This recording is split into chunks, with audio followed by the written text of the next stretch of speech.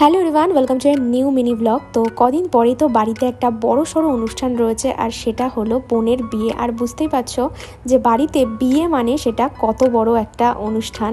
যেহেতু আর কয়েক মাসই বাকি আছে, আর বিয়েতে তো প্রচুর কেনাকাটা থাকে, তাই আমরা আস্তে আস্তে কিছু শপিং শুরু করে দিয়েছি। কোথা থেকে কি শপিং করলাম সেটা ডিটেলসে রয়েছে আমার বড় ব্লগে, যেটা আমি রিলেটেড ভিডিওতে লিংক দিয়ে দেবো। তোমরা যারা যারা দেখোনি দেখে নিতে পারো। আর এখানে দেখো সানগ্লাস পরে ক্যান্ডি সোয়াগ গিয়ে আলাদা। তো এখানে আমি বোনকে জিজ্ঞাসা করছিলাম যে তোর বিয়ের শপিং করতে কেমন লাগছে, আর ও ওর এক্সপ্রেশনটাই দিচ্ছিল। বাঙালি হিন্দুদের বিয়েতে তো প্রচুর রকমের অনুষ্ঠান থাকে, মেহেন্দি, আইবুড়ো ভাত, বৃদ্ধি, গায়ে হলুদ অ্যান্ড ফাইনালি বিয়ে।